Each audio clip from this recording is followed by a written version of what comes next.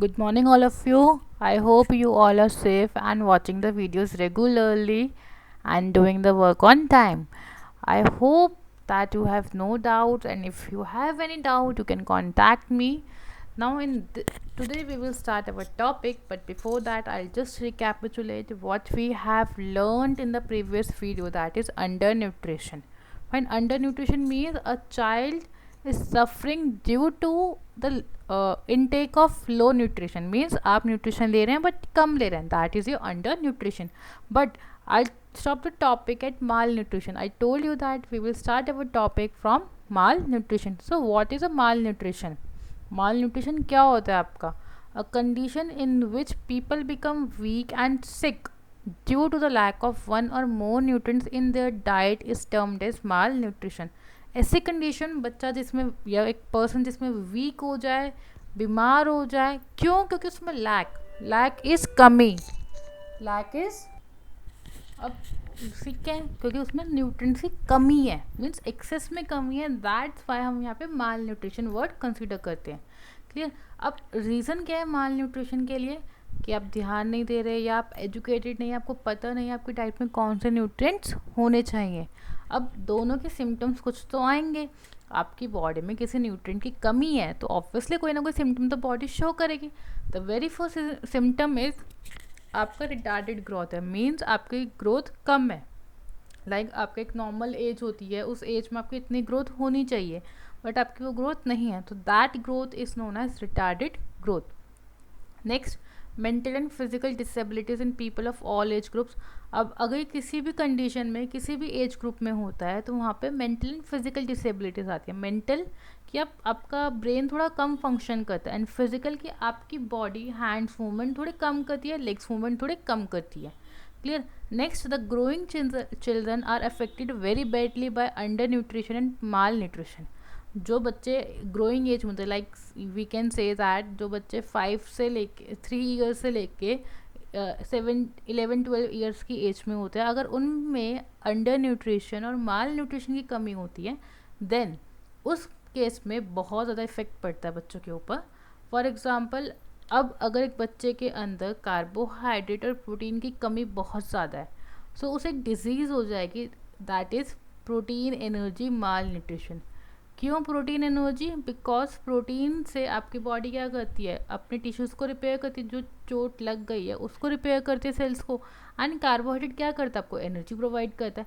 सो अगर दोनों ही चीज़ कम हो जाएंगी तो that term is known as protein energy malnutrition. So a child suffering from for example a child suffering from marasmus. अब protein energy माल nutrition में आपके पास दो डिजीज़ होते हैं, क्वाइशकर एंड मैरस्मस. क्लियर है? Now, we will see this in detail. What are protein energy malnutrition? Now, we will see what are the protein energy malnutrition. So, deficiency के बारे में बात करते हैं कि प्रोटीन्स की deficiency हो रही है, यही बात कर रहे हैं. सो प्रोटीन की ज़रूरत क्या है बॉडी के अंदर? That is to form new cells and tissues and repair the damaged ones. के जो सेल्स ख़राब हो गए उनको रिपेयर करना है, उनको ठीक करना है. Clear? This is the way you can repair your tissues ना. Protein help in body growth, ये आपको पता है कि बॉडी के ग्रोथ में प्रोटीन हेल्प करता है, बट एक्चुअल में प्रोटीन की कमी से कोई ना कोई डिजीज़ तो हुई है, that is a protein energy malnutrition. So and उसके टाइप्स पढ़ने थे हमें, अभी पढ़ते हैं हम, just a minute. Clear? Now, deficiency leads to severe malnutrition in children, that is under nutrition child देखा रखा है आपको यहाँ पे. नेक्स्ट, यही हमें डिस्कस करना है. Protein energy mall nutrition is caused by the deficiency of protein and carbohydrate. Now PEM causes the following disease in children. Fine. अब PEM causes the following disease in children. Now let's see what are they. First, मैंने आपको बताया था कि PEM से protein energy माल nutrition से दो disease होती हैं, that is kwashiorkor and marasmus. Now first is your kwashiorkor. Kwashiorkor is caused by the deficiency of proteins in diet. Diet में प्रोटीन की कमी, इसलिए आपको क्वाइशकर हो रहा है. ये basically 1 to 5 years of age के चिल्ड्रंस के में होता है. और child suffer from kwashiorkor when he is not fed on a protein rich mother's milk. बच्चों, आपने हमेशा देखा होगा कि मम्मा छोटे बच्चों को मिल्क फीड करती है, क्लियर है। सो उस मिल्क में क्या होता है, प्रोटीन होता है बहुत ज़्यादा। सो अगर बच्चों को इंस्टेंटली वो मिल्क ना मिले, ब्रेस्ट फीडिंग ना हो बच्चों को, तो इनमें क्वाइशकर होने के चांसेस बढ़ जाते हैं। क्लियर है ना। What are the symptoms, symptoms मतलब कि बॉडी क्या शो कर रही है, ये दिखाने के लिए आपको कोई डिजीज़ है या नहीं है।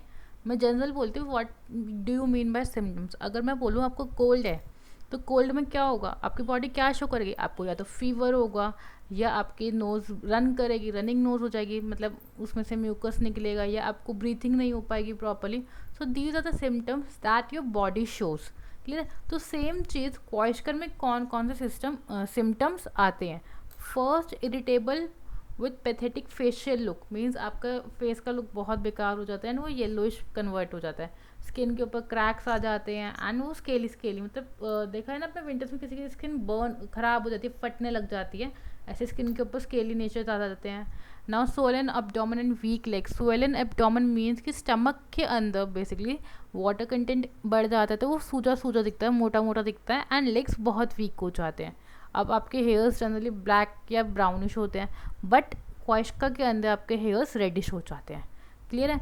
आपका नेक्स्ट सिम्टम इज़ कि बॉडी वेट नीचे का एंड रिटार्डेड ग्रोथ हो जाता है, मीन्स आपका जो बॉडी वेट है वो कम हो जाता है और ग्रोथ कम हो जाती है।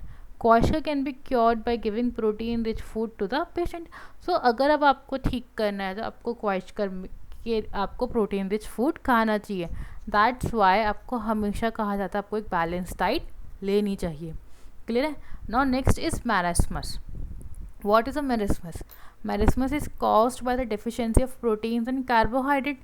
Now, a marasmic child shows all the symptoms shown by a child suffering from क्वाइशकर। वही सिम्टम्स शो करेगा जो क्वाइशकर में शो किया जाएगा। The child become so thin that loose folds of skin can be seen all over the body, means कि आपको bony structure दिखेगा and आपको लूज स्किन दिखेगी हर जगह। Next, muscles get wasted, means आपको मसल्स वहाँ पे शो ही नहीं होगी। So these are the symptoms of protein rich food, protein energy malnutrition, and these are the disease that is kwashiorkor and marasmus. Now it's just basically we have done what are the components of food, characteristics of food. Next, components of food में आपके कौन कौन से थे, that is energy giving food, body building food, and vitamins, protective foods, water and roughage. So we have discussed what are the deficiency disease of vitamins and minerals, and then we have discussed about the what are fats and what are their needs, carbohydrates, what are their needs, and then the last we have discussed what is balanced diet. Okay, what is the use of roughage in your body, and last in this video we have discussed about what is protein energy malnutrition diseases. Clear. So एक last topic बचा है, what is obesity. Obesity क्या होती है आपकी, fine. Obesity क्या होता है अब हम आपको बताते हैं। It's just a simple view what is an obesity. Obesity is overweight and bulkiness of a person's body due to excessive accumulation of fat in it is called obesity. Means आपने देखा ना बहुत ज़्यादा मोटे लोग होते हैं, और मोटे लोगों को ही हमने क्या बोला है, ओबेसिटी बोला, कि उनको वो कौन सी डिजीज़ है, ओबेसिटी की। मीन्स कि आपकी बॉडी के ऊपर बहुत सारा वेट है। क्यों? क्योंकि आपकी बॉडी ने बहुत सारा फैट स्टोर किया है। क्यों? क्योंकि आपने कोई फिजिकल वर्कआउट नहीं किया, कोई वर्कआउट नहीं किया। क्लियर है। Now some person suffering from obesity, अब जो पर्सन ओबेसिटी से सफ़र करता है उन्हें हम क्या बोलते हैं, ओबीज बोलते हैं। मीन्स पर्सन को obese, but disease is your obesity. And obesity as such कोई डिजीज़ नहीं है, सिर्फ ये है कि आपने बहुत सारा फैटी फूड खाया एंड बट आपने उसको कम करने के लिए, उस फैट को डाइजेस्ट करने के लिए बॉडी में आपने एनर्जी नहीं की। अब ओबेसिटी के रीजंस क्या क्या है, आपने बहुत सारा खाना खाया है, फैट रिच फूड खाया है, या फिर आपकी बॉडी में हार्मोन्स है, लाइक आपकी बॉडी की ग्रोथ होती है, तो ग्रोथ के लिए आपको एक कंपोनेंट चाहिए, दैट इज़ अ हार्मोन। सो आपकी बॉडी में प्रॉपरली हार्मोन सिक्रीट नहीं हुआ, ठीक, या हार्मोन ज़्यादा सिक्रीट हो गया, तो this is known as hormonal imbalance. Then metabolic disorders है कि आपकी बॉडी में वो फैट प्रॉपरली यूटिलाइज नहीं हो रहा है, या फिर आपने कोई प्रॉपर फिजिकल वर्कआउट नहीं किया है। क्लियर है। So what are the disease caused by obesity. अगर ये सब बॉडी ने किया है तो ऑब्वियसली आपकी बॉडी में फैट स्टोर हो गया।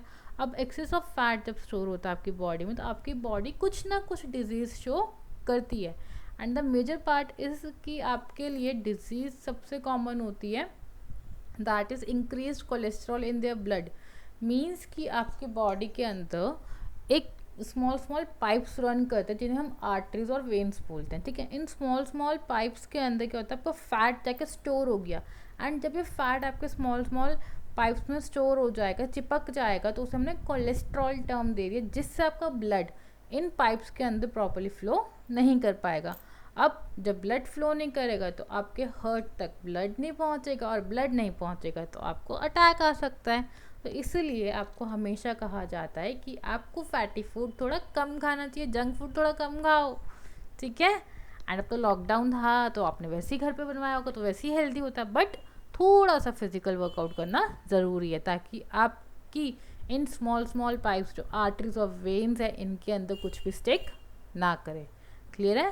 सो अब एक डिजीज़ है कि आपकी आर्टरीज रुक जाती हैं, ब्लड फ्लो नहीं करेगा, आपको अटैक आ सकता है, हार्ट अटैक आ सकता है, क्लियर है। या फिर आपका ब्लड प्रेशर बढ़ सकता है। मीन्स आपने देखा ना, डॉक्टर एक मशीन लगाता है आपके हैंड के ऊपर, देखते हैं कि आपको कितना ब्लड आ रहा है, आपका ऊपर जा रहा है, नीचे जा रहा है, that is a blood pressure. Clear है, वो हो सकता है आपको। Next diabetes. डायबिटीज़ सबको पता है, सबको पता है डायबिटीज़ की आपकी बॉडी में शुगर लेवल बढ़ गया है। तो हमें ये सारी डिजीज़ हैं जो हो सकती है अगर आप बॉडी में प्रॉपरली फ़ैट डाइजेस्ट नहीं करते। सो अब इतना सारा फैट आ गया तो उसको कंट्रोल करना है। ऑब्वियसली ओबेसिटी थोड़ी चाहिए हमें, वो डिजीज़ थोड़ी चाहिए। सो अब हम क्या करेंगे, रेगुलरली फिजिकल एक्सरसाइज करेंगे, ताकि आपकी बॉडी उस फैट को डाइजेस्ट कर सके, ब्रेक डाउन कर सके, एंड आपकी बॉडी को एनर्जी मिल सके। अगर आपकी बॉडी में हार्मोन्स की कमी है या ज़्यादा है, ये प्रॉपरली सिक्रीट नहीं हो रहे हैं, तो उसके लिए हमें मेडिसिन्स लेनी पड़ेगी डॉक्टर से पूछ के।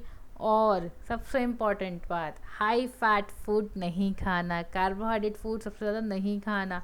लाइक किसी किसी पर्सन को राइस बहुत पसंद होते हैं, किसी किसी को पटाटो बहुत पसंद होते हैं। सो इन सब के अंदर कार्बोहाइड्रेट बहुत ज़्यादा है, और अगर एक्सेस में कार्बोहाइड्रेट खाते हैं तो वो भी आपकी बॉडी को मोटापा देते हैं, मतलब आपको ओबीस बना सकते हैं। फैट तो आपको पता ही है, घी बटर ऑयल से आता है, तो वो भी थोड़ा कम खाना चाहिए। So these are the ways that you need to control your obesity. I hope this video is clear and we have covered all the topic in this video. So this is the last video of this chapter. In the next video you will be seeing an NCERT exercise. That's all for today. Thank you and have a nice day.